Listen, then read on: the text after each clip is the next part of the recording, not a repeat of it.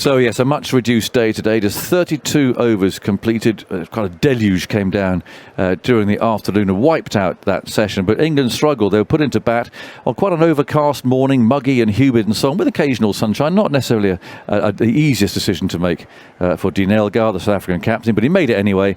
And England were 116 for 6 in that 32nd over when the rain came down. Lees was out for 5, that was 6 for 1, caught behind. Crawley for 9, he was caught at second slip, both off Rabada, that was 25 for 2. Root made 8, he was LBW to the towering Janssen, that was 42 for 3. Bairstow, a rare duck, ball by Nokia, 55 for 4. Stokes made 20. He was caught by Peterson in the slips off Nokia. That was 100 for 5. And then just before the rain came down, Ben Foakes got an inside edge and was bowled by Nokia for 6. So 116 for 6. I've got Vernon and I've got Cookie alongside me. It was entertaining. Alistair, let's start with that. I mean, there was some proper full-on cricket there, wasn't there? Yeah, I really enjoyed the 32 overs. I thought the stand of the bowling was brilliant. I thought we've seen South Africa's, the quartet out their best. I think Nokia is probably the only one for 2 overs didn't get it right. He then switched ends to the pavilion end and bowled beautifully. They're quick, they swung it. Yes, in conditions which were suited. You said it was a hard decision at toss. I actually don't think it was. It was, with the forecast around and the humidity we felt down there, you knew it was going to do something. Yeah. And it did, but South Africa were good enough, at good pace as well, which is not unusual, but consistently all bowlers bowling 85 mile an hour. It was good bowling, and actually I don't think England batted that badly. There's probably one shot there you'd say the Alex Lee shot was a Bazball shot. I know we keep getting banned, but everything else was I think more the bowlers just bowled, got them out. I say got the batsmen out, which that's my assessment of it. A lot of talent there, isn't there, amongst those bowlers?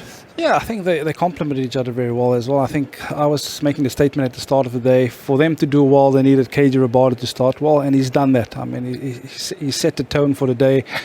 Even with Lungi Ngidi coming up, from the pavilion end, again, it was starting the day with good intensity and never really let England off with loose deliveries. Again, probably an easy decision at the start of the day. I think conditions were stacked up, for seam bowling. But also from an England perspective, I think for a big part of it, you'd almost sense that they were never going to let the South African bowlers just settle and bowl at them. So, yeah, a bit of a counter punch. They could easily have been 50 for 5, to be quite honest with you, yes. with how well South Africa has bowled today. But yeah, fair play to them. They've tried to make a play. But yeah, I mean, sitting back at 116 for 6, you probably, give South Africa the tick for the day. Definitely. Talk us through Rabada's development. I remember seeing him first of all, a young, skinny kid, always had lovely loose action, but he's a big, strong boy now, isn't he? Yeah, he's always had the ability to bowl quick, and from a young age, I think he came into the South African setup when he was only 19 or 20 years old, and under myself and Dale especially, we looked at him, we were like, flip, this guy's got all the attributes to become great, and he make fast bowling look so easy. He's actually bowling at his best when he's just letting the ball go. I think when he starts complicating, wanting the ball to swing, that's really when he starts getting into trouble. But yeah, I mean, such a pleasing eye. Yes. And one or two injury problems too. So he hasn't bowled very much, and he came in and got the first couple of wickets. Well, you said it actually, and I hadn't noticed it before. As I was going to ask Vernon, that he wasn't following through at all today, was he? He was like literally, whether it was just he was trying to bowl within himself because he's coming back for his injury, but he only had 2 or 3. Lets the ball go and stops. He did stop today, didn't he? And I hadn't noticed that before. When the trouble I always had when I was facing Rabada was his inconsistency. Out the hand. So one ball would come down at 83 mile an hour, and when he absolutely got it right, it would kiss through at like 87, 88 mile an hour. And as a batsman lining that up with no clues, it was really hard. I remember at one stage at Kent, last ball of the day, he was at Chelmsford playing against Kent, I was like, got to get through this over, fine, absolutely fine. Last ball, just absolute, it felt like 90 mile an hour Yorker, just hit me flush on the toe, like 3 or 4 mile an hour quicker than anything he'd bowled in that over. And I asked him at the end and said, no, I got it wrong. I didn't mean to bowl a Yorker. It pinged out my wrist perfectly. And I found that when I used to face him, it's in Test cricket, like you just weren't sure quite how it was coming out of the hands. But what he didn't ever do much, he didn't miss length much. His skill of hitting length is very good. So he wasn't like I found him easy to score off. I found him hard to line up because you weren't sure if one's going to whiz through. Like remember those couple of hits to Joe Root today? Yes. I know it might be in the pitch, but they flew through and hit him in front of his face, and then the next one just didn't quite go there. And I found that very hard when I used to line him up. We're putting Lees down to a poor shot, aren't we? What about Crawley? I mean, who's so under the spotlight? He's nicked again there. I mean, I think the first point to make, it wasn't one of his booming drives at his edge to second slip, but he's still nicked one for 9. Yeah, adds to the nicking percentage he's got, which is results could tell us how high it is. And actually, in that innings today, he wasn't trying to attack the South Africa bowlers at all. He was trying to build his innings, like he probably did in those last game's innings when he was really controlled, let the ball come. He got a good ball. But the stats we mentioned when we were on air saying he was averaging 18. He's averaged 18 for 18 Test matches. Unfortunately, those stats on the paper in isolation aren't good enough. Yes, we saw a beautiful on drive today, didn't we? A shot of high quality, and we've seen it watching him play. There are these glimpses of this high quality. If you could just get that consistently there is a Test player in the making, but I'm not sure how many more chances he can have. No. And you with your that outswing at Vernon, I think you'd have been challenging him around that off stump. Yeah, look, I think it's difficult. I mean, when you play this level, and you have a bowler of Rabada's class running in at you. I mean, we saw a couple of balls leading up to the dismissal, one nipping back, one missing the outside edge, and he really had to play it. I mean, there's no other way. It's not as if you could have left it. You're forced to play it, and it's one of those balls. If you have to play it 9 times, or 9 out of the 10 times, you probably nick it. So it was a good ball. But like you guys have said, he's got a history of obviously, being dismissed in that mode. So yeah, probably a little bit unlucky for him today, but have to give it as a good ball. Yeah. Okay, so that was 9. 42 for 3. Joe Root and this towering Jansen. I mean, 6'8", left arm over. How do you set up against that? It's a new challenge, isn't it? When someone is that high, what you're used to and what your visuals you get from the majority of bowlers, I mean 6'1", 6'2", 6'3", their natural lengths, what you see, you're very used to. You're not used to that. Trying to get yourself forward to him is very hard because, everything in general will be coming through waist to waist high.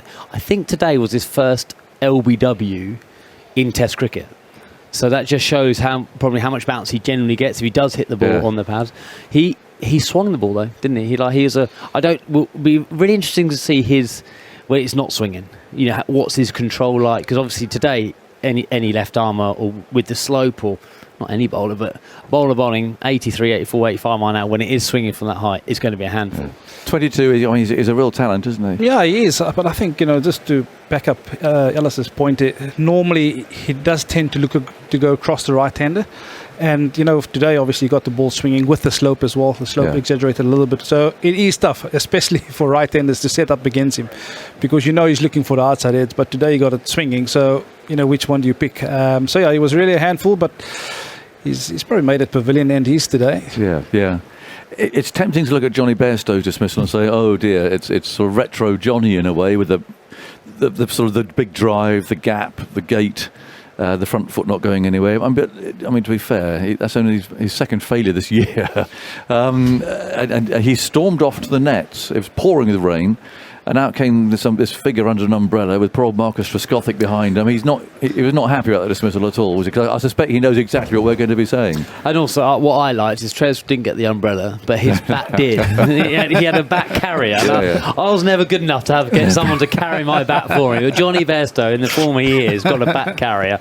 That was a classic Johnny Bairstow dismissal. Yes. You can't say anything other than that. If you talk about how you get Johnny Bairstow out, whether he's in form or out of form, it's the ball coming back in and full early on, and he can get bowled like he did. And you're right, his foot didn't go anywhere. And if you've been ultra critical on that pure shot he played a booming drive to a big in swinger early on in his innings. Where actually so far this summer he has been defending those and he's been looking very solid at not looking to score at that until he gets in. Even if you're averaging 115, wherever he was at the start of this game this summer, you can make a mistake and you can get an all, and that's what the game of cricket is. Credit to Nortje, however, who bowled, that was still from this end, where he'd bowled badly, and bowled, got drag, cut quite a few cuts to Pope and thing. He then changed it. I'm going to bowl full, and I'm going to swing it back in, and he bowled a good ball. So that was a good ball, the perfect ball to Johnny Best early on. Yeah, I think it would probably be a big talking point as well, within the South African changing room. So I think I mentioned at the start is three batters in that lineup that you want out, and normally, within the first 20 balls of any batter's innings, that's when they're vulnerable. So I think Nortje got it right on that occasion, but it will be a big talking point within that South African changing room to go back in at the stumps, especially up front. Yeah. Bill Quick, 94 miles an hour at Ben Stokes, one particular ball that he came down the pitch at. His second ball, I think, wasn't it? I mean, I don't know. Can you see this style continuing? Why would you, as a left-handed batsman, against a bowler bowling and capable of bowling that sort of speed, why would he come charging down the pitch at him? Well, I didn't charge a spinner, so I ain't going to charge a 94 mile an hour. We can keep going about over and over again about it. Ben Stokes is determined to drive his philosophy about taking the positive approach. He's probably the only batsman this year who hasn't benefited from this. He got a score, didn't he, when they chased? I can't remember, at Trent Bridge. He got a score there and played there. He had a couple of hacks today. But actually, he was a bit more control. A couple of lovely drives too. We've seen him run at almost every ball, haven't we? He had one hack against the line against Hansen, and that charge to Nortje. And actually, he was a bit more controlled. That's more the Ben Stokes. But he is pushing his philosophy through, and he's doing it, and he's doing it, and doing it until there's no point asking him anymore. That's how he wants his side to play. So, don't you think that Vernon is giving you more of a chance when he does that? Yeah, I think I can probably sense why he's trying to do it. He's trying to upset the bowlers, to really differ their lengths. But I mean, if you haven't faced a couple of balls to understand what sort of length the bowler is bowling at you, to me, you're probably putting yourself at risk. But I can sense where he's coming from. Again, it's a tactic, that they're going to go to bed with and say, you know what, we're not changing that. That's the way we're going to play. But from a bowler's point of view, I mean, if I had to be bowling a good length and I'm now all of a sudden having someone running at me, which means I have to then alter my length. And I think we've actually seen a couple where Jansen lost his length again against him, and he hit him for a couple of beautiful drives up the ground. So in that scenario, it makes sense. But I think just to come out and play that way, I mean, there's a big risk attached to it. Yeah. Can I, like Nortje would say, at this end, he looked odd when he was running in, didn't he? He really looked like he was like stepping like on eggshells as he was running in. As soon as he went to the other end, he looked a totally different bowler. Now, I know zero about bowling rhythm, certainly bowling Lords. Which end did you prefer, and why do you think he preferred that end? Well, it looked like he preferred. He might have preferred bowling, but he bowled it far better from that end. Any reason why? Yeah, so I think the natural angle of Nortje is to run the ball back into the right-handers, and obviously bowling from the nursery end with the slope going away from the right-handers. A couple he bowled early on, good back of the length, but the ball set up and leave the right-hander, so he creates the width on the ball, if that makes sense to you. Yeah. From that side, with the slope going back into the right-hander, that's his natural action. So he just feels comfortable doing it. Yeah. So it could also be, I think from this side, you're probably running up the slope a little bit, whereas from that side, you're coming down the slope. But I think that side probably complemented his natural action a lot more, running back into the right hand. He looks a completely different bowler, doesn't he? It's almost as simple as like literally when he stands at the end of the mark, he goes, I'm going to enjoy running in from that end. And here he felt like he's just battling the slope, battling the crease. So therefore, he just felt physically uncomfortable. Yeah, absolutely. And I think very often you're almost fighting your own action. Yeah. Compared to when he came from, the pavilion end, he could really just bowl the ball because he understood, the ball would be running back into the right-handers. Lovely 61 from Ollie Pope. You noticed I asked Vernon for bowling advice. Yes, thank you, Alistair. I did notice it, and I'm quickly moving on. I'm not so a lovely 61 from Ollie Pope from 87 balls. He'll resume tomorrow with Stuart Broad up there at number 8. Yet to score. So a good effort for South Africa there. They've reduced England to 116 for 6. Rabada took 2 for 36 and Jansen 1 for 18, but the main wicket taker was Nortje with his 3 for 43.